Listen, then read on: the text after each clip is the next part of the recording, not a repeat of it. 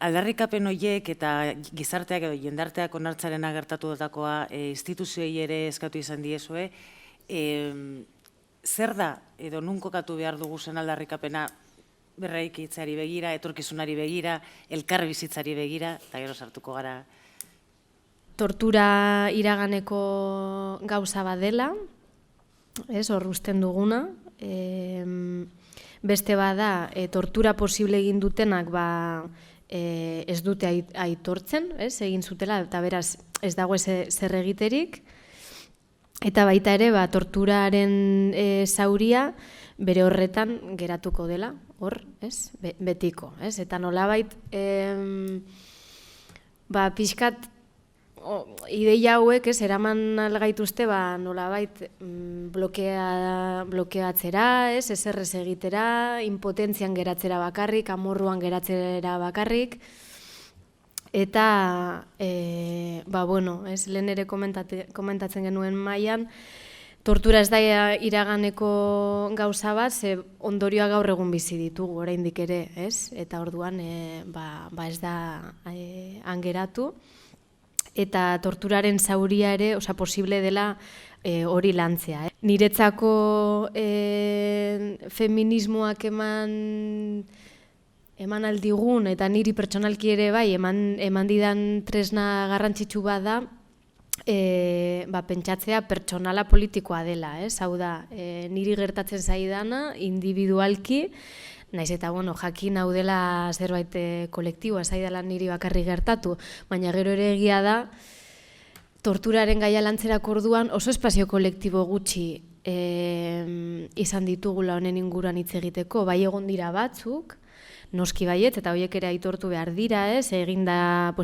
testigantza jaso,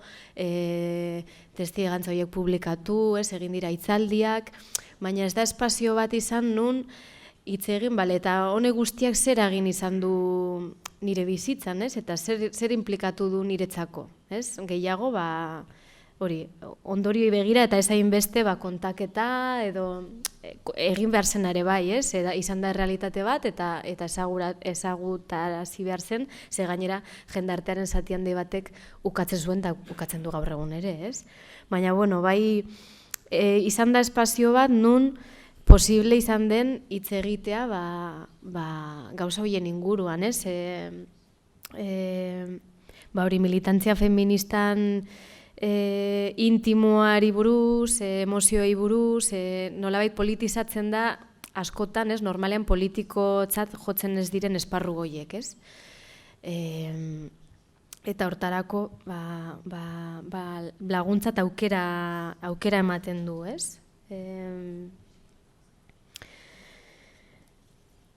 hori alde batetik, eta gero baita ere esango nuke, indarkeria bera ulertzeko marko bat eskaintzen duela, ez da bakarrik batzen gara, hitz egiten dugu emozioez, hitz egiten dugu, politizatzen dugu gure, gertatzen zaigun hori, baizik eta baita ere ematen diozu irakurketa estruktural bat nola baita, ulertzen duzu, hitz egiten egon garena, sexu genero sistema hori, indarkeria matxista, eta gainera indarkeria horren aurpegi ezberdinak, ze askotan, belaunaldi ezberdinetakoa gara, ni belaunaldi gaztetakoa naiz, edo azken nolabait torturatuak izan garen azken belaunaldi horietakoa, gure testu inguruan eta gure komunitate honetan nolabait. Eta orduan ere tresnak pila bat aldatu egin dira, ez daukaz zer ikusirik 80.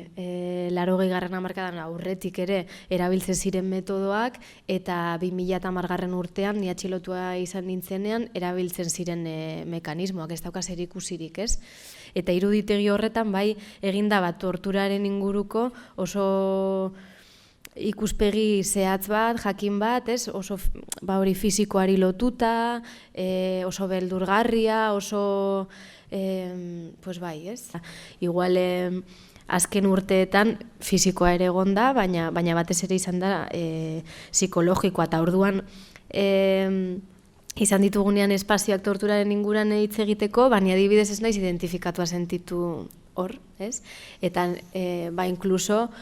hori ez, zu torturatua izan zarenean, eta horren ondorioak gestionatzerako orduan, azteko nik genekien ez da torturatua izan nintzenik ere, ez? Ze, karo, tortura baldin bada, teknika hau zehatza ez dakit zer bestea, pues nik ez dakit niri zer gertatu zaidan, ez? Osea, edo ez dakit, hori ez,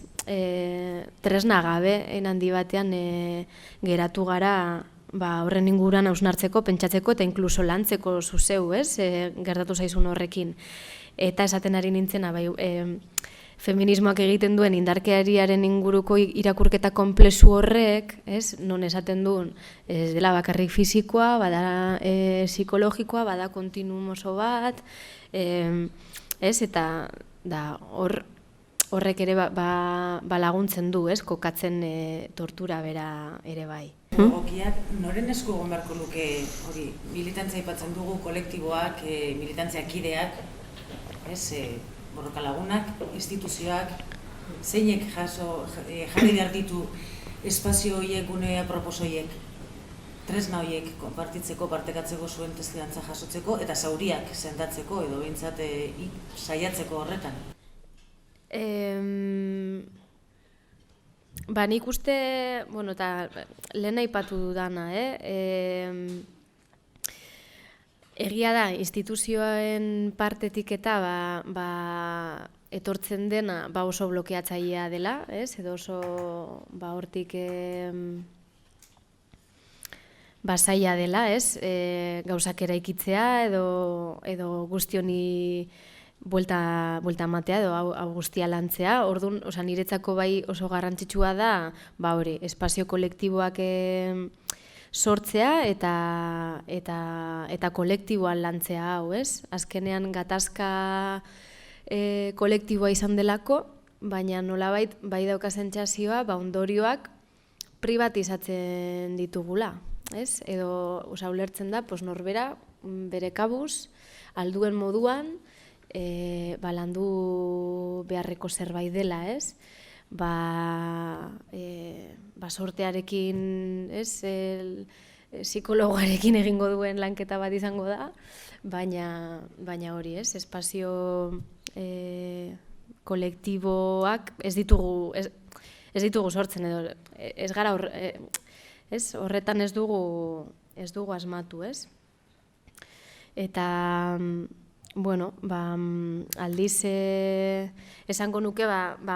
mugimendu feministatik agian beste gauza batzuk lantzeko, ez zuzenean tortura, baina bai indarkeriaren gaia asko lantzen da, indarkeria matxista pairatzen dugulako,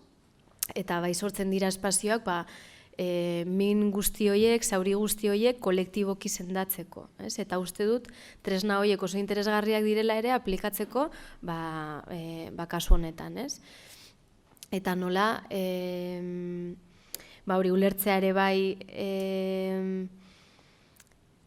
ez garela biktima hutsak, naiz eta indarkeria bizi izan, biziraulearen ideia hori, ez gara biktima hutsak, bizirautea posible da eta hemen gaude, eta nolabait ari gara bideo hori egiten, eta gainera bideo hori handi batean kolektiboa da, ez? Eta baita ere,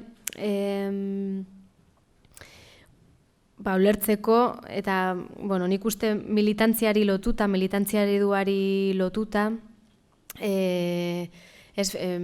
mugimendu feministak esaten digu, eta niretzako ere oso garrantzitsua da, pertsona guztiak zaurgarriak garela, zaurgarritasuna jartzen du erdigunean. Eta nolabait eduki dugun ere iruditegia militantziarena, nik bai esango nuke dela, militante bat izan behar dena irmoa, izan behar dena indartsua, izan behar dena guztiari aurre egiteko gai, gainera bere ahuleziak erakusten ez dituena, negar egiten ez duena, ez dakit, hori guztia izan behar zen igual pribatuan egin behar zenun zerbait, eta ez, eta aldiz, ez, feminismoak bai esaten digu pertsona guztiak zaurgarriak garela, pertsona guztiak erortzen garela, sufritzen dugula, minak, indarkeria pairatzen dugula, eta bar, baina hortik ere potentzial atera daitekela, ez dugula zertan eskutatu behar, baizik eta hori onartu, eta kolektiboki landu, ez, eta kolektiboki antolatu, eta kolektiboki, hortik potentzial atera, ez, apur bat, baita ere, nola da, keramika japonesaren metafora hori, ez, behin baino gehiagotan erabili dena torturari buruz hitz egiteko, pixkat hortik, ez, eta ematen du aukera hortik potentzial ateratzeko eta zauri guztiak kolektiboa lantzeko, ez, eta nik uste oso garrantzitsua dela komunitatean olako esperientziak martxan jartzea, ez?